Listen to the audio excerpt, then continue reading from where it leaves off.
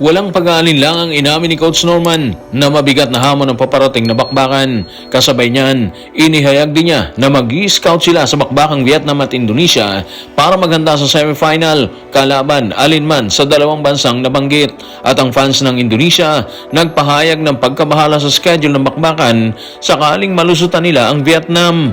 Ayon sa kanila, hindi umano makatao ang iharap kaagad ang Indonesia sa gilas sa loob lamang ng 17 oras matapos ang bakbakan nila ng Vietnam. Tutukan po natin ang lahat ng yan. Pero bago yan, paki-subscribe, like and share na lang muna para pareho tayong updated. Binigyang diin ni Coach Norman na hamon sa kanilang grupo ang bawat bakbakan sa SEA Games. Hamon umano sa kanila sino man ang kalaban sa nasabing competition. At sa kabila ng dalawang panalo, sisilipin pa rin umano nila ang mga naunang bakbakan para pag-aralan kung saan dapat sila mag-improve. Narito ang kanyang paglalahad. Tutukan natin si Coach Norman sa report ni Mark Escarlota ng Daily Tribune. Gaya ng sinabi ko, alalahanin yan habang nagpapatuloy tayo. Kaya malinaw na bawat laro, magiging hamon para sa amin yan. Bawat laro, magiging hamon. Kahit sino pa yung kalaban. Titingnan namin ang video at susubukan naming alamin kung paano namin ito maaayos at mapapabuti. Well, siguro yung mabagal na simula ng grupo ng Gilas ang sinasabi ni Coach Norman. 2 beses or magkasunod na laban, ganun palagi sila, di ba? Nauunahan ang kalaban, kaya naghahabol sila doon. Nakukuha naman nila sa tiyaga. Ang problema, paano kung minamana silang lahat at hindi nila kinayang habulin na naitalang lamang ng kalaban? Mahirapan sila doon. Kaya para sa kanya, kahit 2-0 yung kartada at nakatakdang harapin alinman sa Vietnam at Indonesia sa susunod na laban sa semis, hindi siya nagiging kampante dito. Alam niya na maraming kulang kasi nga biglang buo yung team. Kulang sa practice, walang chemistry, kaya kitang-kita na kinakapapa nila yung bawat bakbakan doon. Bago pa sila tumulak sa Thailand mga playoffs para sa SEA Games, nabanggit na ni Coach Norman yung depensa, di ba? Yun daw magiging sandata ng grupo para makakuha sila ng panalo. Pero lumalabas at ayon na rin sa kanyang huling pahayag, nahihirapan din sila sa depensa. Nakakawala kaagad yung kalaban. Kaya ang resulta, mabilis na nakakakamada sila doon. Naiiwan yung Gilas palagi, di ba? Sa kabutihang palad mga playoffs, meron tayong sharpshooter sa grupo.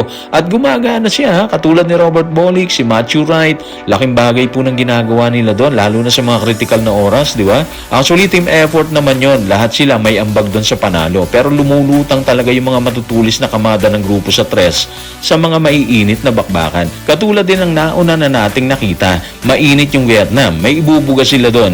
Kaya mahirap kung sila ulit yung kalaban sa susunod, di ba? Ganon din ang Indonesia, hindi sila basta-basta bibigay dito. Gusto rin nilang umakyat para harapin ang Gilas. Kaya kahit sino ang kalaban ng grupo bukas, December 18, siguradong mahihirapan sila dyan mga playoffs kung hindi nila maikakasa ang malagkit na depensa para pigilan ang mga rumaragas ang kalaban. Dahil alam ni Coach Norman na mahirap ang magiging laban sino man sa Vietnam at Indonesia, nagpasya ito na isoko ang dalawang bansa.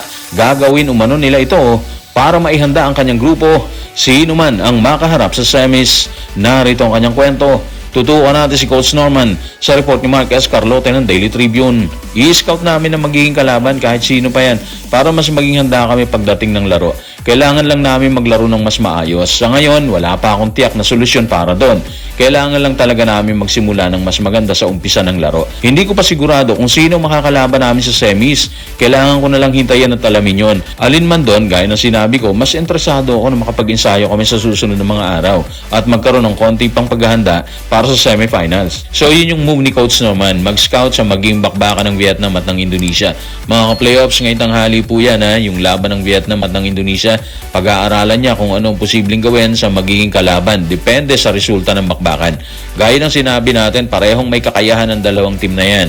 Pareho nilang kayang itakas ang panalo. Kaya siguro may the best team win para harapin ang Gilas dito sa semis. Kung napansin nyo, inaalaala talaga ni Coach Norman yung mabagal nilang simula, di ba? Yun yung gusto niyong magawa ng paraan para hindi sila palaging naghahabol. Ang hirap kasi ng humahabol Hindi mo alam kung hanggang saan tatagal yung paghahabol mo, di ba? Yung kalabang team, patuloy na kumakamada doon. Yun yung ayaw niyang maulit. So habang naghihintay sila doon, posibleng ginawa na nilang mabibigat na training para paghandaan ang makakalaban sa December 18. Yung December 18, knockout stage na po yan mga playoffs. Kung matalo sila, wala na. Laglag na sa gold medal. Kung manalo naman sila, posibleng makaharap nila ang host country na Thailand. Base kasi sa resulta ng mga naunang laban, naghihintay na rin ang Thailand ng kalaban sa semis. Hinihintay nilang mananalo sa bakbakan ng Malaysia at Singapore. Kaya kung sino ang mananalo sa dalawa, Malaysia or Singapore, yun ang makakaharap ng Thailand na posible gulpihin lang nila yan. Habang nangakong pag-aaralan nila ang kalaban at magiging strategy sa semis, tila pumapalag naman ng ilang Indonesian fans sa sked nila versus Gilas sakaling maitakas ng Indonesia ang panalo versus Vietnam. Ayon sa kanila, hindi ito makatao. Kung bakit nila sinabi yan, narito ang kanilang paglalahad. Tutukan natin ang sinabi ng Indonesian fans sa official IG account ng Timnas Basket sa Instagram. Hindi ba pwedeng iprotesta yung schedule? Kapag nanalo laban sa Vietnam, ang susunod na laro kontra Pilipinas, 2:00 ng hapon. Isang hindi makataong schedule. 17 oras lang ang pahinga na napakadelikado para sa kalusugan ng mga atleta. Hindi makatao ang komite. Mag-ingat at manatiling malusog mga boys. Grabe sa Gilas talaga nakapokus ang Indonesia. Siyempre given naman yun kasi nga Pilipinas ang defending champion. Pero actually valid yung reason nila Sobrang bigat sa sked. Mahirap para sa players, hindi pa nakakaporma ng maayos ang katawan nila doon. Pero sasabak na ulit sila sa laban, di ba? Yun yung mabigat doon Pero ganun talaga yun mga playoffs. Hindi lang sila ang dumaan dyan. Kung maalala nyo, ilang competition na rin ang dinaanan ng Gilas na ganun yung schedule nila, di ba?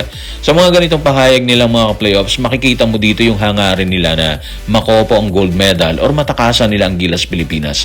Gusto kasi nila fresh legs Ayaw nilang madihado sa laban. Isip kasi nila yung Gilas ilang araw nakapagpahinga pero ang mga kababayan nila 17 oras lang ay pinahinga nila. Ibig sabihin, gipit sila sa oras dyan. Hindi pa fully recovered ang Indonesia. Alam nila na pwedeng samantalahin yun ng grupo ni Coach Norman. Kaya pumapalag sila sa ganitong schedule. So guys, maraming salamat.